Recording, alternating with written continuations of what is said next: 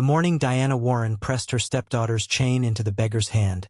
The smoke from the valley fires rose in black columns behind the rampart walls, and not a single witness standing in that courtyard knew that the man in the tattered hood had already decided he would sooner burn every territory he ruled than let the girl on her knees spend one more night in that keep.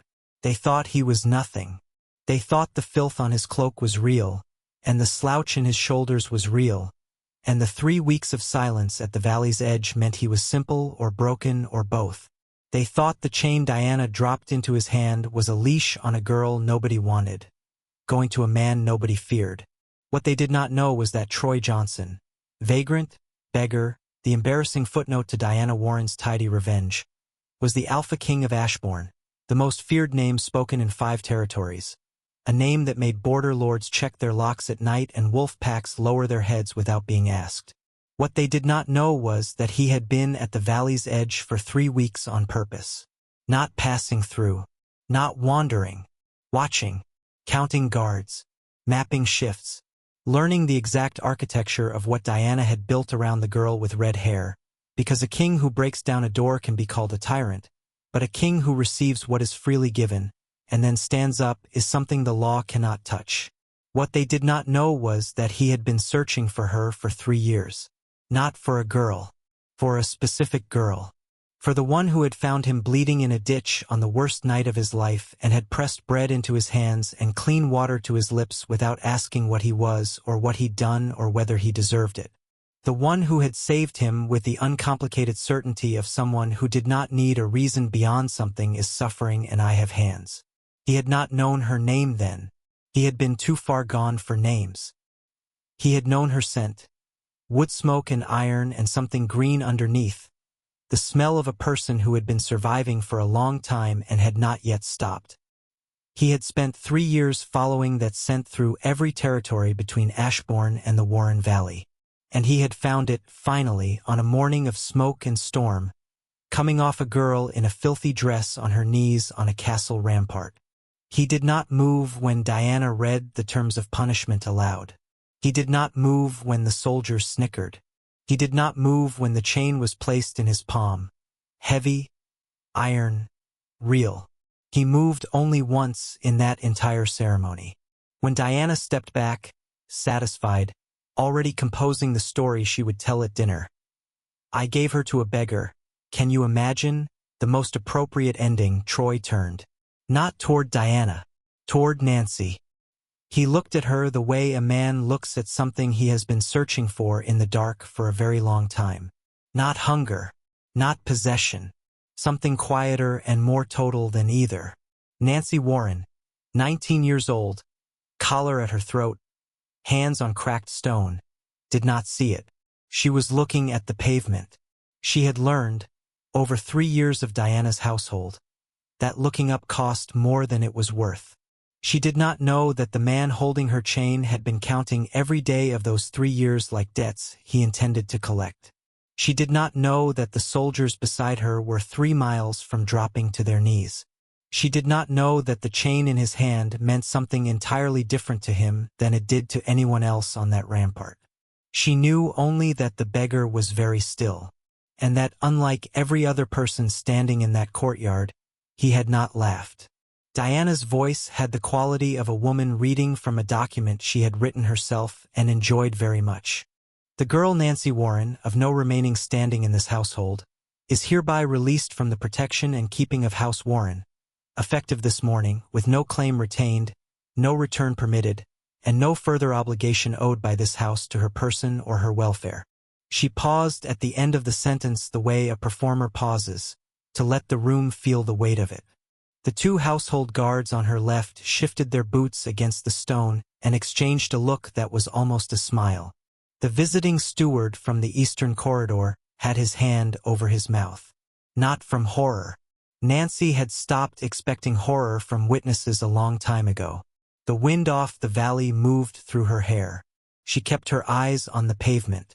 There was a crack running through the flagstone beneath her left hand, narrow as a blade, and she traced it with her gaze because it was something to look at that wasn't Diana's face, wasn't the steward's covered mouth, wasn't the enormous hooded figure standing 3 feet to her right like a stone that had learned to breathe. She heard the chain transfer, the small iron sound of it leaving Diana's gloved hand and settling into his. "There," Diana said, and her voice had gone soft and final, the way it always went soft at the end of things. "That's done." Nancy waited for what came next. In her experience, something always came next. A final instruction, a parting remark shaped like concern, a gentle observation about how this was really for the best. Diana was not a woman who ended scenes without a closing line. But the closing line didn't come. Because the man beside her had begun to walk. He didn't drag her. The chain went taut and she felt it at her throat, and she had the choice of staying on her knees and being pulled across the stone, or standing. She stood. She had made that same calculation 300 times in 3 years. How much does resistance cost against how much does compliance cost? And her knees were already raw and the stone was cold, and standing was the cheaper option. She followed him because the chain left her no choice. That was what she told herself. She kept her eyes on the road ahead and not on Diana, who was saying something behind them about arrangements, and she hoped it would all work out, said in the tone of a woman who very much hoped it would not. The road from the rampart switched back down through the lower gates and out into the valley track. The 4 soldiers fell in around them, 2 ahead, 2 behind, with the bored authority of men assigned to a task they considered beneath them. One of them made a remark to the other, quiet enough that Nancy couldn't catch the words, but she caught the shape of it. She had spent 3 years getting very good at the shape of things. The hooded man walked without hurrying. He did not look back at the keep. He did not look at the soldiers. He did not look at her. She looked at him because there was nothing else in her immediate world to look at, and because something about the way he moved was wrong in a way she couldn't name. Not wrong badly. Wrong incorrectly, like a word that doesn't belong in a sentence, not because it's a bad word but because it belongs in a much larger one. His shoulders were too still for the road. His pace was too even. Men who had been sleeping rough for 3 weeks at a valley's edge did not walk like this. They walked with the carefulness of people conserving something. This man walked like someone who had never in his life needed to conserve anything. 3 miles from the keep the road bent around a stand of dark pines, and the walls of Warren Keep disappeared behind the treeline. One of the forward soldiers stopped walking. Nancy nearly walked into him. She caught herself and looked up and saw that both soldiers ahead had halted, and when she turned, the 2 behind had done the same, and all 4 of them were very quiet in a way that was different from the quiet of bored men on a routine escort. This was the quiet of men who had just understood something and were taking a moment to survive the understanding. The hooded man stopped. He was still facing forward, away from the keep, away from the soldiers, away from her. She watched his shoulders settle. One slow breath, deliberate, like a man who had been waiting a long time to take it. Then he reached up and pushed back his hood. She saw the back of his head first. Dark hair, close-cropped. The line of his jaw from behind. The scar that ran from beneath his left ear down toward his collar.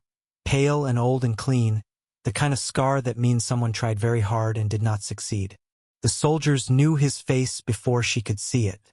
She heard one of them make a sound that was not quite a word. Then the sound of a knee hitting the road. Then another. Then all 4 of them, down, heads lowered, in a silence so complete she could hear the pines moving.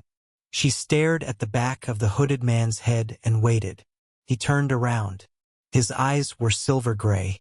That was the first thing she noticed. Not the scar. Not the breadth of his shoulders, not the fact that 4 armed soldiers were on their knees in the road dirt without being asked. The eyes, the color of river water in winter, clear and very still, and looking directly at her. Not at the soldiers, not at the road behind her, not at the treeline, not at whatever a king looks at when 4 men drop at his feet. Her. The same way he had looked at her on the rampart when Diana handed over the chain. As if she were the only fixed point in the scene worth orienting toward. She did not know what to do with that, so she looked at the scar instead. It was easier. The scar ran from below his left ear to the edge of his jaw, pale and settled into his skin the way old scars settle, permanent as geography. Whatever had made it had meant to do worse. "My king," The soldier nearest to her said it into the road, head down, the words coming out pressed flat and careful in the way of a man who was very aware he had spent the last 3 miles making remarks he would now very much like to take back. Troy Johnson, and she did not yet know that name meant what it meant, did not yet know the shape of the silence that name made in rooms, said nothing to the soldier. He looked at her for another moment, the kind of moment that had actual weight to it, and then he reached into the worn pack at his side and produced a water skin. He held it out toward her. Not offered in the way of someone expecting gratitude. Held out in the way of someone who had noticed a practical fact. She had been on her knees on stone since before dawn, and it was now past mid-morning, and was addressing it. She took it. She drank. The water was clean and cold, and she had not had clean cold water since her father was alive, and she did not let herself think about that. "There's a flat rock at the bend," he said. His voice was low and even, not the voice she had expected, though she could not have said what she had expected. "If you want to sit." She looked at him. She looked at the soldiers still on their knees. She looked at the chain which he was still holding at the other end, loosely, the way you hold something you are not using as a weapon. "Am I being taken somewhere?" she said. It came out flatter than she intended, the effect of 3 years of keeping her voice from showing anything useful to anyone. "Yes," he said. "North. But not today." He paused. "Today we stop at the bend." She went to the flat rock because her knees had decided for her. She sat. He sat across from her on the ground without ceremony, elbows on his knees, the chain lying slack on the dirt between them, and he did something she had not seen a man of any standing do in her recent memory. He waited. Not the waiting of someone assembling patience as a performance. Simply waited, as if he had nowhere else to be and no particular need to fill the silence with himself. The soldiers had risen from the road. They stood at a distance with their backs carefully turned, which struck her as almost funny. She watched him for a while the way you watch something you haven't categorized yet. His hands were still. The scar caught the light when he turned his head. He did not look like a king, which she understood now was entirely the point. "Why were you at the valley's edge for 3 weeks?" she said. He looked at her. No hesitation in it, no preparation, as if he had been expecting exactly that question and had decided some time ago how he would answer it. "For you," he said. "Specifically." The word specifically landed in a strange way. Not for a girl from that house or for someone I could use or any of the versions she was already constructing as she braced for the real answer. Specifically. As if her in particular was a coordinate he had been navigating toward. "That isn't an answer," she said. "It is," he said. "It's just not a full one." She looked at the chain lying in the dirt. She looked at his hands, which had not moved. She thought about the 3 weeks of him at the valley's edge. The enormous hooded figure the house staff had complained about, the one who took scraps and said nothing and unsettled everyone without breaking a single rule they could name. "You chose to be there," she said. "You chose to let her give you that." She meant the chain. He understood. "Yes," he said. "Why?"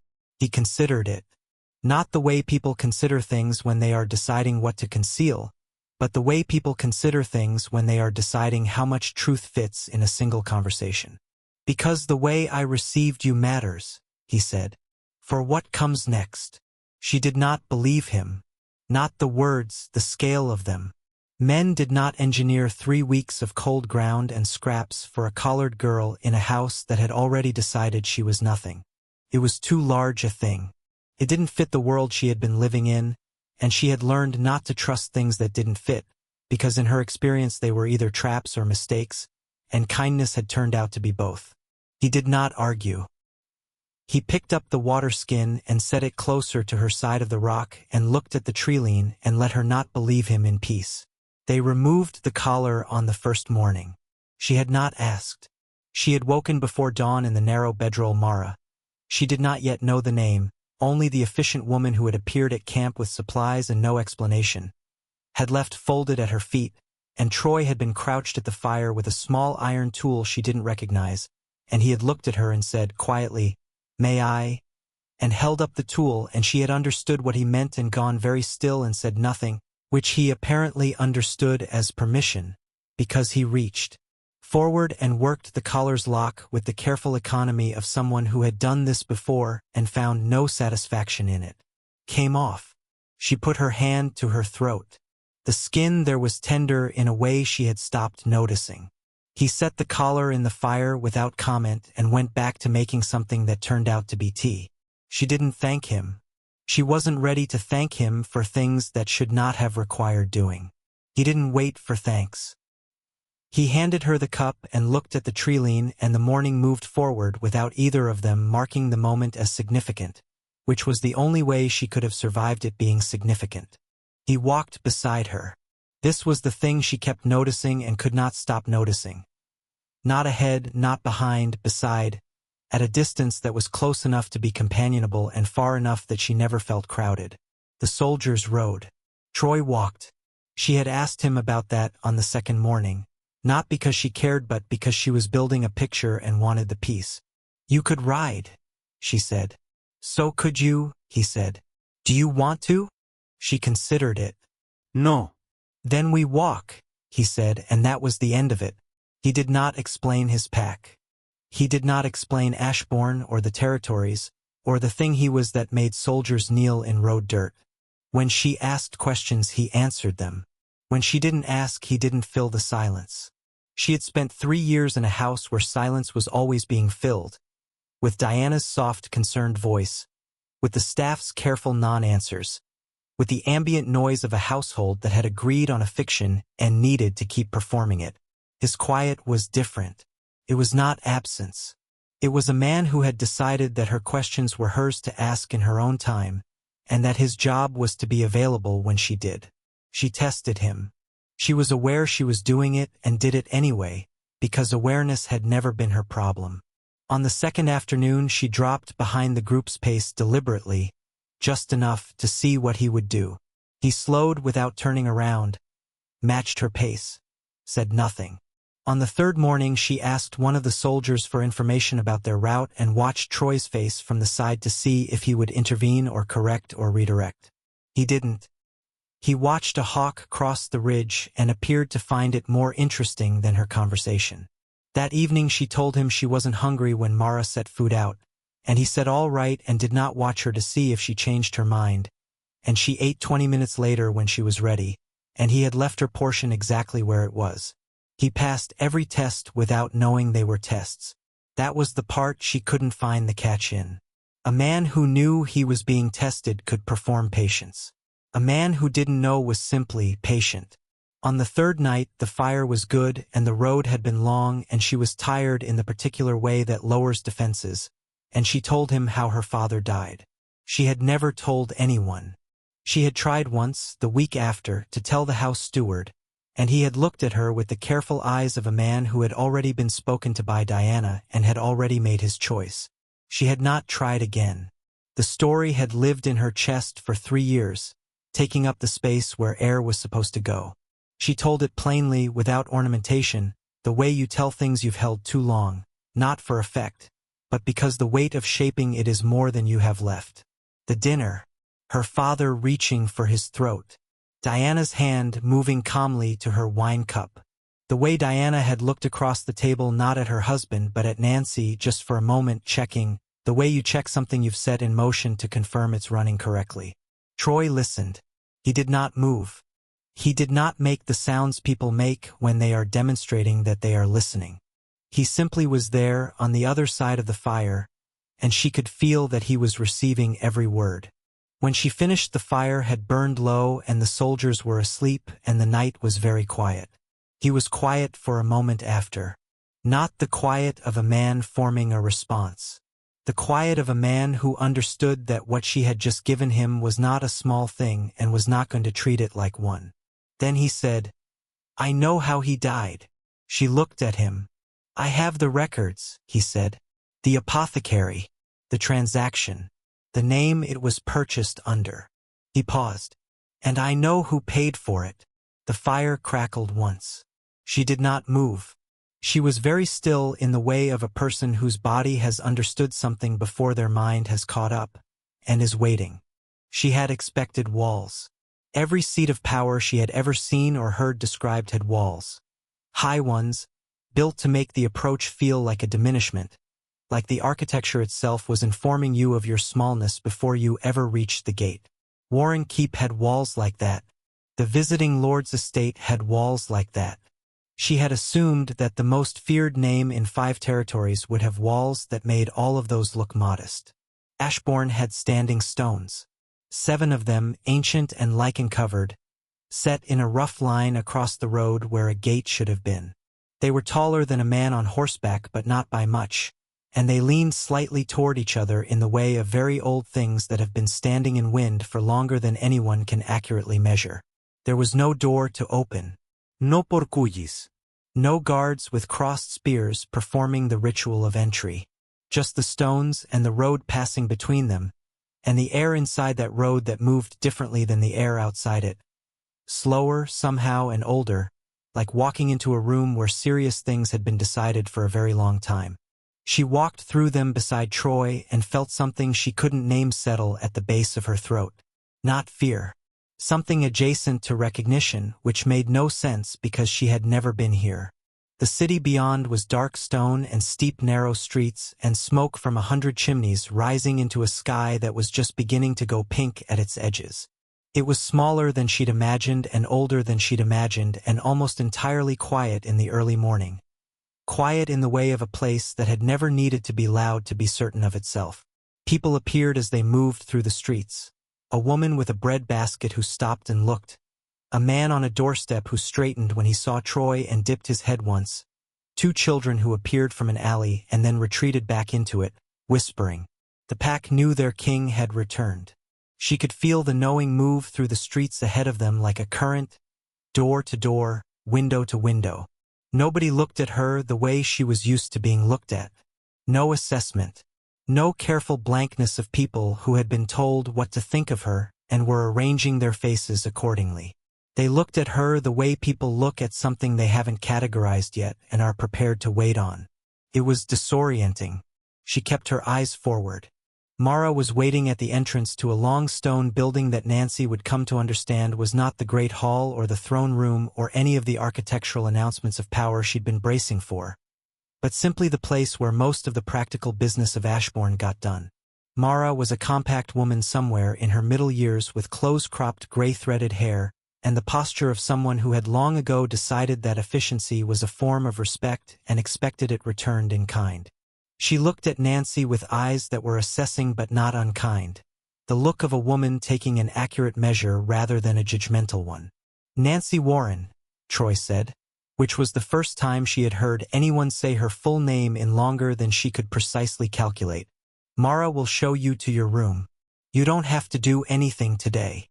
Mara did not wait to see if Nancy had questions. She simply turned and walked, which Nancy found she preferred enormously to being guided or ushered or steered with a hand she hadn't invited. She followed. The room was on the 2nd floor, at the end of a corridor that smelled of old wood and something faintly herbal. It was not large. It had a window that faced a small courtyard where an ash tree grew out of the cobblestones with the determined improbability of something that had decided to grow there and had not been dissuaded. There was a bed, a washstand, a chest, a candle on a table.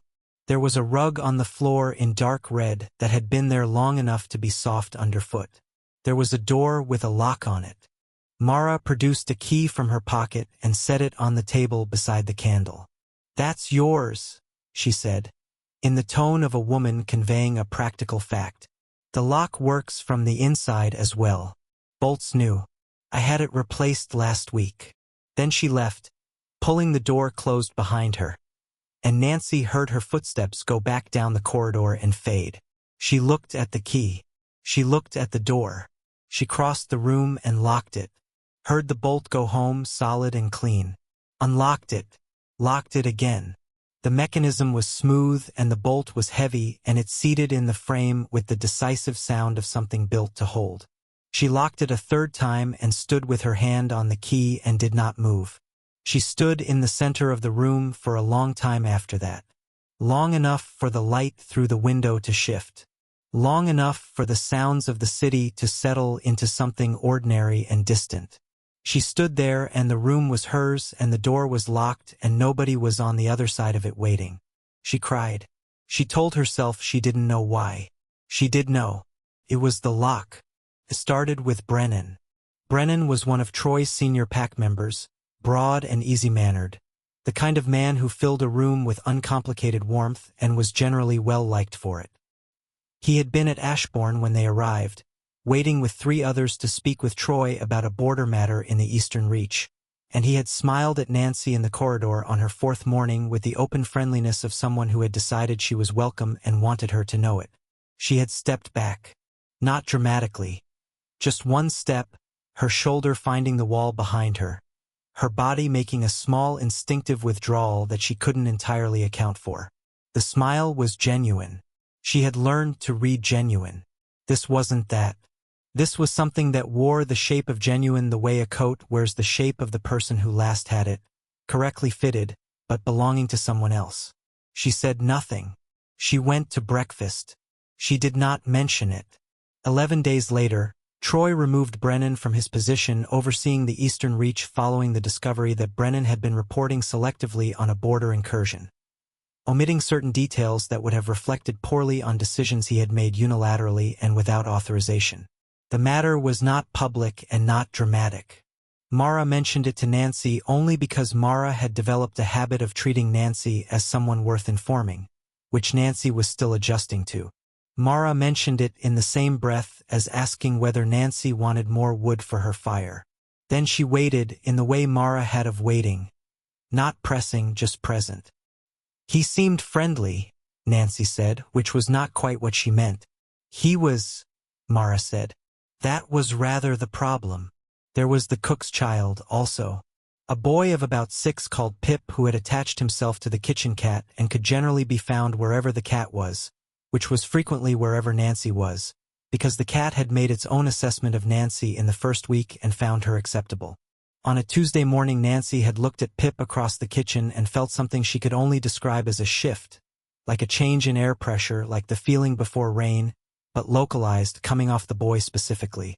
She had asked the cook, as neutrally as she could manage, whether Pip had seemed well lately. The cook had looked at her with mild surprise and said he seemed fine. By Thursday, Pip had a fever that kept him in bed for 4 days. Mara noticed these things because Mara noticed everything and had 30 years of practice filing observations in the correct order of importance. She did not say anything to Nancy. She went instead to Troy. Troy listened to Mara without interrupting, which was how he listened to everything. When she finished, he was quiet for a moment and then he said he wanted to speak to Grandmother Asha. Grandmother Asha lived at the oldest end of Ashbourne in a building that predated everything around it and showed no inclination to apologize for this. She was not old in the way that meant frail. She was old in the way that meant she had outlasted several versions of the world and was quietly keeping score. She kept the bloodline records of every pack family that had passed through Ashbourne in 300 years, in a system of her own devising that nobody else fully understood, which Troy suspected was intentional. He sat with her for 2 hours. He told her what Mara had told him, and then he told her the rest, the night in the ditch 3 years ago, the girl with the bread and the clean water and the hands that had found the silver in him with the steady instinct of someone who had done this kind of thing before. The way she had pressed her palm to his side without flinching. The warmth that had come from that contact, specific and directed, nothing like the ambient comfort of human touch. Asha listened with her eyes on her own hands, folded in her lap, and when he finished she was quiet for long enough that he began to wonder if she was going to answer at all. Then she told him what Nancy was. She used the old name for it, pack-bonded truth sense, the healer's certainty, the bloodline gift that ran in 3 families in the old records and had not been documented active in 2 generations. A gift that did not announce itself. A gift that could spend an entire lifetime firing correctly in a house full of lies and be mistaken, deliberately and systematically, for instability. Troy said he had suspected. Asha said she knew he had. He asked her to train Nancy. Asha looked at him then. For the first time in the conversation, with the specific attention of a woman who had watched a great many powerful men decide things about people who were not in the room. "I'll train her," she said. "If she asks me." He started to speak. She raised one hand, not urgently. "Not if you ask me to train her. Not if you tell her she should come to me. If she asks, in her own time, because she wants to know what she is." She lowered her hand. "That's the only way the gift opens properly. It has to be chosen." She paused. "So does she." Troy looked at the floor for a moment. "All right," he said. "Go home," Asha said, not unkindly. "Let her find her own way here." He found her in the courtyard with the ash tree, which had become where she went when she needed to think without being observed, or believed she was not being observed, though Mara had mentioned her pattern to Troy with the neutral precision of someone filing a useful fact. She was sitting on the low stone ledge that ran along the building's outer wall, not doing anything, which he had come to understand was its own thing for her, that the ability to sit without a task was still new enough to require practice. The cat was beside her. The cat was always beside her now, arranged along her thigh with the proprietary ease of an animal that had made a permanent decision. He sat on the ledge at a distance that left room between them and looked at the ash tree for a moment. It was a good tree. He had never particularly thought about it before she arrived, and now he noticed it every time he came through the courtyard. "I need to tell you something," he said. "It's about you, not about me. I want to say that first so you know where it's going." She looked at him. She had gotten fractionally better at looking at him directly, not comfortable, not easy, but no longer the reflex avoidance of the first days. Progress, for her, looked like fractions. He told her about the gift. He used the old name for it and then immediately set the old name aside because it wasn't the part that mattered. What mattered, he said, was what it meant in practice, that she had a capacity, bloodline deep and ancient, to read the truth of people, their health, their intent, the emotional fact of them underneath what they were performing. That when she had felt something was wrong with Brennan, she had been right. That when she had known about Pip before the fever showed, she had been right. That the gift had been running correctly her entire life. He paused there. She was very still. He told her that Diana had recognized it when Nancy was 14. He had the records on that too. A letter, not to Diana, from Diana, to a woman in the Eastern Territories whose name appeared in 3 other documents that were not pleasant reading. In the letter, Diana described her stepdaughter as precocious and difficult and prone to accusations that disrupted the household, and asked for guidance on how one managed a child with unfortunate instincts. The response had been thorough. The response had been, in effect, a manual. Every episode, he said. Every moment she had been called unstable, dramatic, oversensitive, dangerous, difficult, broken, prone to fits of imagination. Every time she had said something was wrong and been told she was wrong about being wrong. Every time her certainty had been peeled away from her and replaced with doubt, carefully, over years, by a woman who understood exactly what she was doing and had started early enough to do it well. Her gift had been firing correctly in a house built entirely of lies. And Diana had spent 5 years teaching her that the firing was the malfunction. He stopped. He did not soften it, and he did not elaborate on it, and he did not tell her how to feel about it. He just let it be the size it was. The courtyard was quiet. The cat shifted against her leg and resettled. Somewhere in the street beyond the wall a cart went past, its wheels on the old stone, and the sound of it faded and the quiet came back. He watched her process it. He had come to recognize the particular quality of her stillness when she was doing that. It was different from the stillness of someone shutting down, which he had also seen on her in the first days. This was the stillness of someone whose mind was moving very fast in a very specific direction and whose body had agreed to stay out of the way. She was rereading 3 years of her own history. He understood that. He let her do it without interruption. After a while she said, "She knew what she was doing to me." "Yes," he said. "From the beginning. From before the beginning," he said. "She prepared." Another silence. The cat butted its head against her hand and she responded automatically.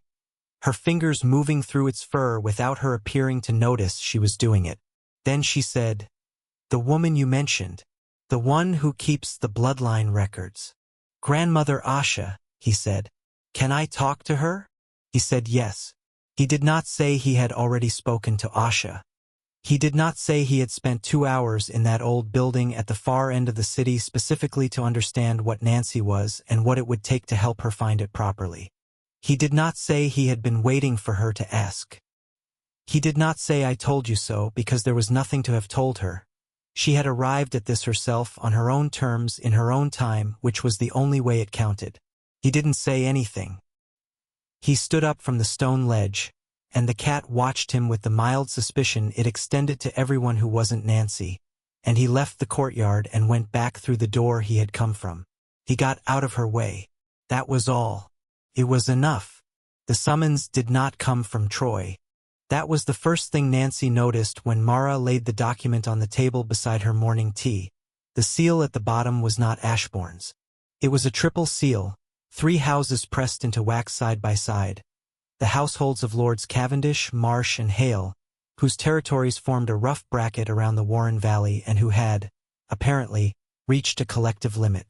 The letter was formal and precise and remarkable in its restraint, given that what it was saying, underneath the careful language, was that Diana Warren had been filing documents into their business for long enough and they were done. "They've been building the case for 8 months, Mara said, in the tone she used for information she considered Nancy entitled to. "Troy provided the apothecary's records and the letter 6 months ago. The witnesses came forward in the spring. The Lords have been waiting for sufficient evidence to make the outcome certain before calling the assembly." Nancy looked at the seal. "They didn't want to try her and lose," she said. "No one wants to try a system and lose," Mara said. "Systems appeal. Systems file counter-documents.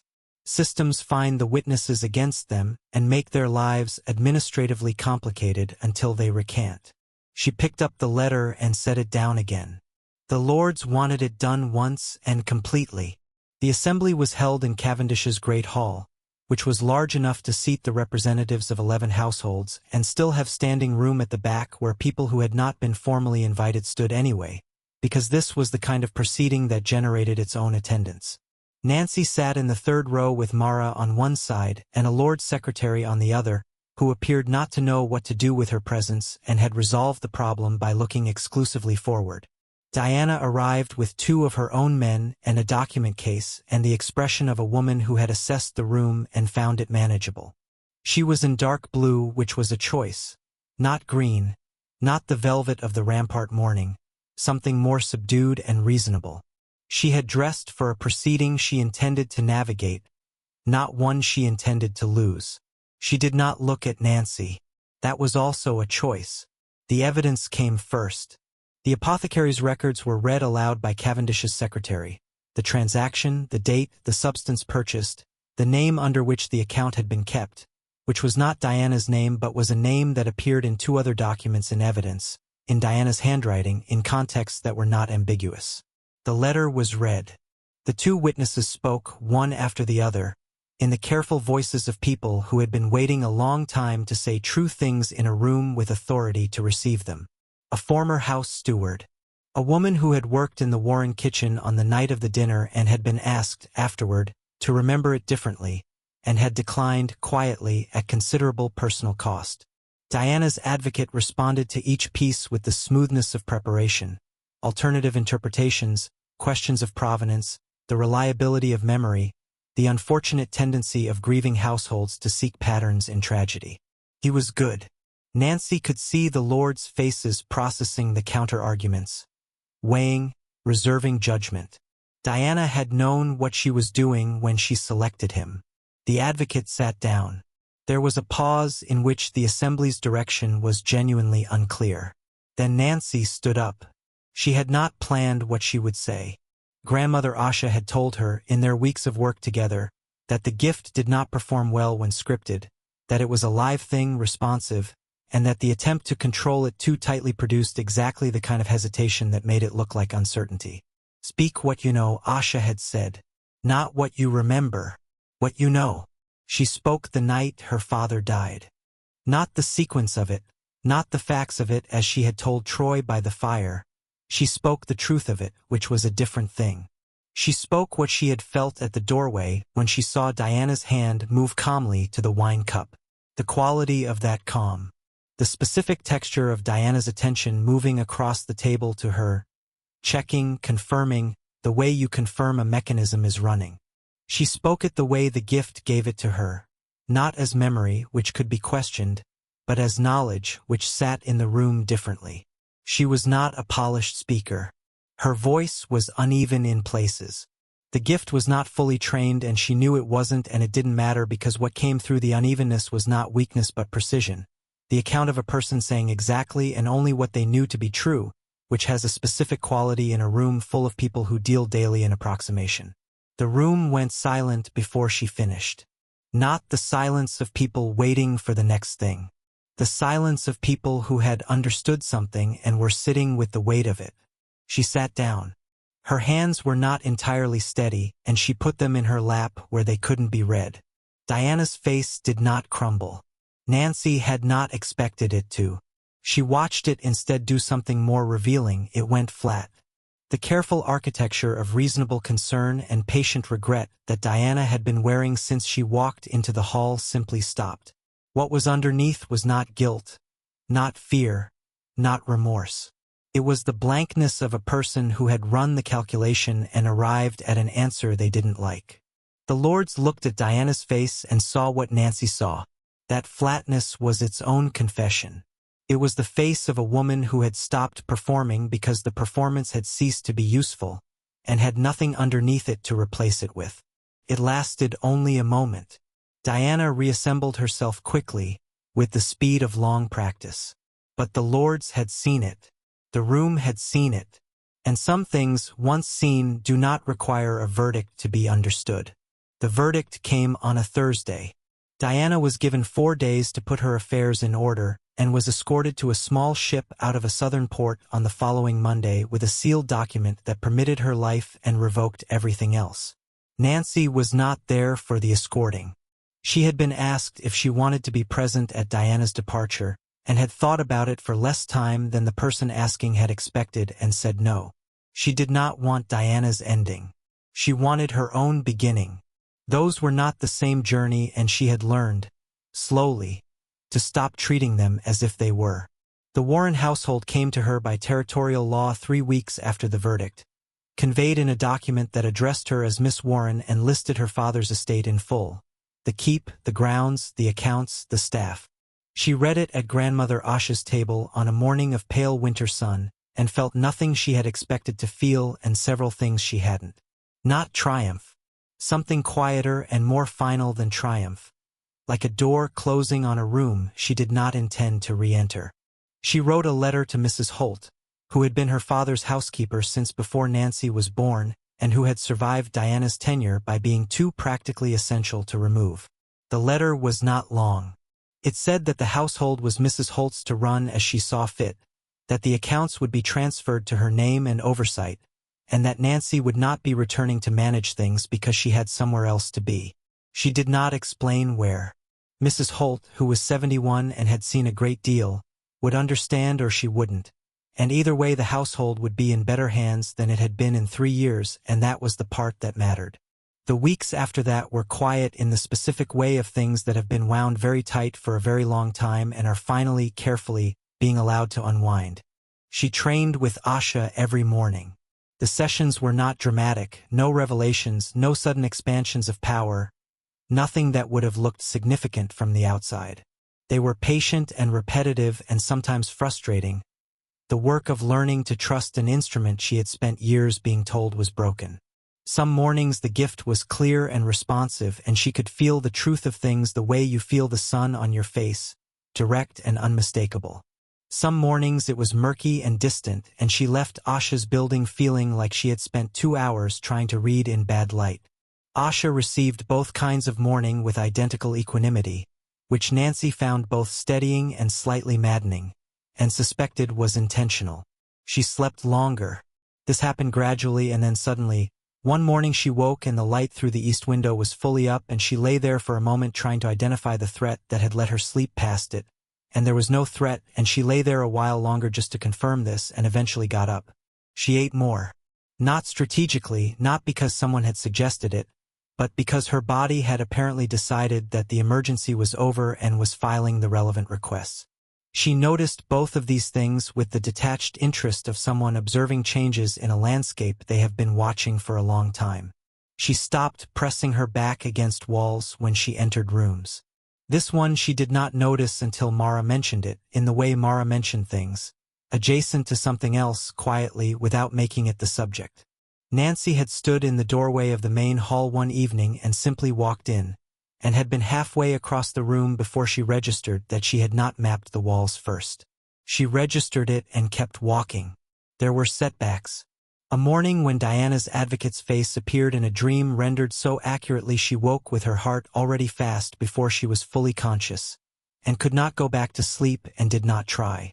An afternoon when one of the pack's younger members made a joke she didn't catch the context of and everyone laughed, and she felt the cold familiar certainty that the joke was about her, was at her expense, was the beginning of something, and had to stand with that certainty for a full minute before her gift, slow, that day unhelpful, confirmed that the joke had been about a horse. She did not mention the setbacks to Troy. She mentioned them to Asha, who filed them in the same place she filed everything.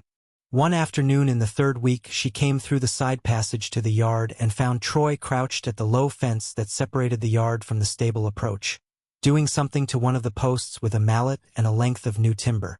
She stopped and looked at the fence, which had been standing without apparent difficulty since before she arrived at Ashbourne and showed no signs of requiring intervention. She went and stood beside him. He moved over without looking up, making room on the ground for her to crouch or stand as she preferred. She stood. He worked at the fence. She watched him work at the fence. The mallet made a sound against the post that was solid and regular and somehow restful. The stable beyond smelled of hay and cold air. The sky was doing something complicated with clouds that kept changing the light. Neither of them said anything. They stayed like that for a long time, the fence between them and the rest of the yard, his hands doing the unnecessary work and her hands at her sides doing nothing, and the quiet was the most comfortable thing Nancy had felt in 3 years. Not the quiet of waiting for the next thing. Just the quiet. Just that. A year is not a long time. Nancy knew this. A year is 12 months and some change, and 3 of her years had already been taken and replaced with something she was still in the process of naming accurately, and 1 year of rebuilding was not the same as 3 years of damage undone. She knew this the way she knew most true things now. Cleanly, without argument, the gift having long since stopped distinguishing between truths she wanted and truths she didn't. What a year was, she had learned, was enough. Not to fix everything. Not to close every door that had been left open by force.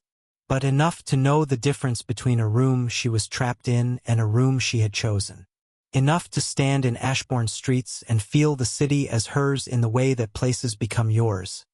Not through ownership but through the accumulation of ordinary mornings.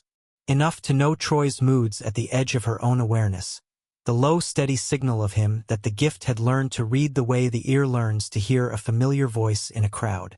The bonding was in the evening, in the oldest room of Asha's building, which was old enough that the stones in the floor had been worn smooth by centuries of feet, and the firelight moved on the walls the way firelight moves in places that have held a great many serious things and are accustomed to the weight. There was no proclamation. There was no assembly, no document read aloud, no architecture of public witness designed to make the moment feel significant through the addition of observers. There was the fire. There was Asha, who said the old words in the old language with the straightforward gravity of a woman for whom ancient things were simply the correct tools for certain jobs. There was Mara, who stood at the back of the room with her hands folded and her face arranged in its usual expression of efficient attention, except that her eyes were bright in a way she would have denied if anyone mentioned it. There was Troy, who said his word, one word, in the pack's oldest tradition, the word that meant I see you and I am here and I am not going anywhere, and then waited the way he had always waited, with his whole attention and no impatience in it at all. There was Nancy, who said her word in a voice that was steady, which surprised her, and then placed her hand in his. The gift, when their hands closed together, did not blaze or surge or announce itself. It settled. It made the small definitive movement of something that has been searching for its correct position and has found it. Like the last piece of a mechanism sliding into place, the quiet click of a thing now working as it was meant to work. She felt him through it. Not his thoughts, not the content of him, but the fact of him, the warmth and steadiness of his regard, the low constant signal that she had been learning to read for a year and could now read without effort, the way you read weather or the way you read the road. He was telling the truth. He had always been telling the truth.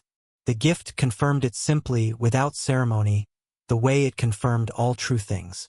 His hand was warm around hers, and she let it be warm. He did not come to her room that night. She had not expected him to. He had knocked on that door every single time for a year, knocked and waited, every time, as if the first time had not established the principle, as if it required re-establishing each time as a matter of genuine respect rather than acquired habit. She had come to understand that, for him, it was not habit. It was a position he held. He would knock on that door every time for the rest of his life, and they both knew it, and neither of them had said so because some things are better confirmed by pattern than by statement. She woke before dawn on the morning after, in the room that was hers, in the bed that was hers, in the quiet that was hers. The cat was at her feet, arranged in the compact circle of an animal that had long since decided this was its permanent posting. She lay still for a moment in the way she had learned to lie still. Not the stillness of listening for threat, but the stillness of someone who has been given enough safety that stillness is now simply rest. Her chest felt different. The gift hummed in it quietly, finding its range, reading the morning. Troy somewhere in the building, asleep, his signal low and warm and undisturbed at the edge of her awareness. The city beyond the walls going about its early business. Asha at the far end of Ashbourne already awake, because Asha was always already awake. Mara somewhere with tea and a document because Mara was Mara. The window faced east. Light was coming through it, the first thin light, pale gold, the kind that arrives before it has fully committed to being morning. It moved across the floor of the room slowly, the way light moves when it isn't being hurried, and it reached the edge of the bed and lay there. She looked at it. She thought, with the clean, clear certainty of her gift, which did not deal in wishes or in hoping but only in what was actually true. This is real. This is mine. I am allowed to have this. She did not get up.